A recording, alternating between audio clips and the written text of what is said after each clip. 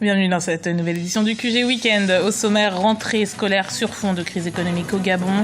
Il reste 2 semaines aux familles pour effectuer leurs derniers achats, mais les commerçants ne notent pas d'effervescence particulière dans les magasins. Zoom sur les crédits carbone, un véritable coup de pouce pour les agriculteurs kényans. Un apport financier destiné à soutenir l'agriculture durable. 45 000 hectares de parcelles sont concernés depuis le mois de janvier. Et puis immersion dans l'atelier de Dakar, une réunion de plusieurs experts qui planchent sur la construction de nouveaux immeubles plus en phase avec les conditions climatiques du continent. À quelques semaines de la rentrée scolaire, les parents ne semblent pas encore prêts à acheter leurs fournitures. La grande majorité évoque les problèmes financiers, d'autant plus que cette rentrée scolaire 2014-2015 est fixée au 29 septembre, soit quelques jours après les commémorations de l'indépendance du Gabon. Reportage de notre correspondant au Gabon, Douglas Toutoum. À jour J-17 de la rentrée des classes, les espaces de vente de fournitures scolaires de Libreville n'affichent pas d'affluence. Contrairement aux années précédentes, il n'y a pas de grande bousculade dans les librairies et autres établissements commerciaux de Libreville exerçant dans la vente de fournitures scolaires, et pour cause. Les coûts élevés de ceux-ci et le fait que l'argent se fait de plus en plus rare dans le pays. Je suis venue pour acheter les fournitures de mon fils. Je n'avais pas encore d'argent, mais c'est maintenant que j'ai trouvé l'argent pour acheter les fournitures. Pour les élèves, le coût des articles ne compte pas. L'objectif premier est de pouvoir payer l'ensemble de leurs fournitures avant la rentrée des classes et de préférence dans le même magasin. Pour moi, je constate qu'ils ne sont pas si différents de ceux de l'année dernière. On ne pèse pas le poids des dépenses lorsque nous ne sortons pas l'argent de nos poches. Les espaces commerciaux affichent ainsi une faible fréquentation alors que la rentrée des classes est fixée par le ministère de l'Éducation nationale au 29 septembre prochain. Ici, certains parents estiment que malgré la qualité des produits qu'offrent les grands espaces commerciaux, les coûts restent assez élevés et donc pas à la portée de toutes les bourses. Certains parents achètent désormais dès la fermeture des cours pour la prochaine rentrée pour ne pas subir l'inflation de la rentrée scolaire. Je suis venue essayer d'abord non seulement de faire la différence des prix sur certains articles et accompagner une amie. De toute façon, mon compte, je ne l'ai pas ici. Il est excessivement cher. Dans la capitale gabonaise, ils sont encore nombreux, ces parents d'élèves qui n'ont pas encore fait le trousseau scolaire de leur progéniture. Beaucoup attendent le 25 septembre pour s'y atteler, car le mois d'août est souvent qualifié de difficile après les fêtes du 17 août commémorant l'indépendance du Gabon. L'opérateur électrique camerounais Sonel a entrepris vendredi 12 septembre son 4e changement d'identité pour devenir Ineo Energy of Cameroon, un nouveau nom qui marque son rachat par la société britannique Actis, nouveau détenteur de 56% des parts.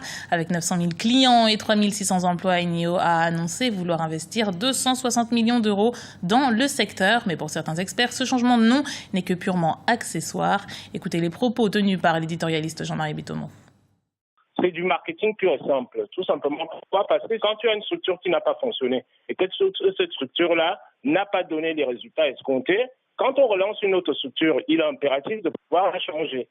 Mais la chose la plus importante, c'est la stratégie que l'entreprise va mettre en place. Cette stratégie-là est-elle une stratégie, comment dirais-je, qui va donner des résultats en tant que telle, dont le changement de nom en lui-même n'apporte rien de nouveau. Il faut plutôt s'intéresser à la stratégie que Eneo va mettre en place. Est-ce que cette stratégie-là permettra en sorte que les Camerounais, les populations camerounaises soient satisfaites du service qui leur est rendu concernant la communication? Donc le changement de nom, ça ne peut être, moi j'appelle ça, si vous voulez, nous les économistes, on se dit que c'est de la communication pure et simple. Les efforts des agriculteurs kenyans récompensés au Kenya depuis le 16 janvier 2014, 600 000 exploitants bénéficient de soutien financier appelé crédit carbone, des sommes perçues pour les encourager à produire une agriculture durable. Le point avec Erika Ouaga.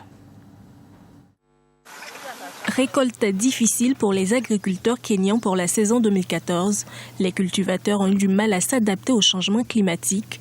Le manque de pluie cette saison a détruit la plupart des récoltes au Kenya, des conditions météorologiques peu favorables pour les agriculteurs. Nous avons vu le changement.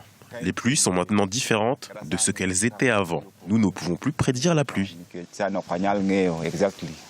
Au Kenya, un projet agricole a été mis en place depuis début 2014. Des exploitants agricoles de l'ouest du pays bénéficient désormais de crédits carbone. Ce projet, qui s'inscrit dans le cadre de la méthodologie de comptabilisation du carbone liée à la gestion durable des terres, permettra aux agriculteurs d'améliorer leurs récoltes. J'ai aimé la formation que j'ai reçue grâce à ce projet. Durant cette formation, ils ont beaucoup insisté sur la diversification des sols. Lorsqu'une récolte est mauvaise, on peut maintenant y remédier grâce aux nouvelles méthodes. Pour rappel, c'est le 16 janvier 2014 que les premiers crédits carbone ont été obtenus dans le cadre de ce projet. Ces crédits représentent une réduction de près de 25 000 tonnes métriques de dioxyde de carbone. Les efforts des agriculteurs kényans récompensés depuis le 16 janvier. 60 000 exploitants bénéficient de soutien financier appelé crédit carbone. Des sommes perçues pour les encourager à produire une agriculture durable. Eric Auraga. Les experts africains de l'énergie ont prouvé que les bâtiments sont les plus grands consommateurs d'énergie en Afrique. Le taux d'énergie qu'ils absorbent est évalué à 50% de la consommation générale. Souvent inspirés de ce qui se fait dans les pays tempérés, les bâtiments sont bien peu adaptés aux conditions climatiques africaines. Les bâtiments sont d'abord mal planifiés et mal exécutés. Aujourd'hui, il faut revenir aux fondamentaux pour permettre d'avoir une bonne optimisation de nos bâtiments publics et qu'ils ne consomment plus de 50 ou 60% de l'énergie disponible. Alors, qu'est-ce qui se passe? D'abord, les bâtiments sont très mal orientés du point de vue de la course du soleil. Vous savez, c'est une question d'urbanisme d'abord à la base.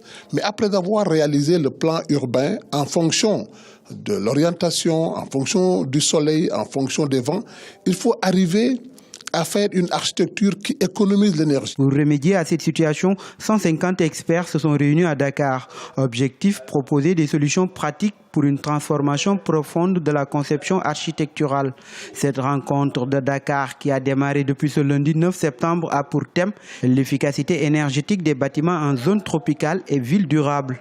L'efficacité énergétique dans le bâtiment s'avère un des enjeux majeurs de développement pour les 30 ou 40 prochaines années. Sous la double impulsion de l'urbanisation, l'Afrique va se retrouver très bientôt avec des villes extrêmement peuplées, sinon surpeuplées. Il est donc temps, et grandement temps, de penser à l'organisation du bâtiment, à sa construction, et à avoir des bâtiments qui sont ma foi, adaptés à nos climats, ce qui n'est pas le cas des grands bâtiments actuels qui sont en général des copier-coller. Certains pays comme le Niger ont remédié à cette pratique. De nouveaux méthodes de construction sont adaptées en vue de réduire la consommation d'énergie des bâtiments. Je suis venu en tant qu'expert pour donner notre expérience au Niger.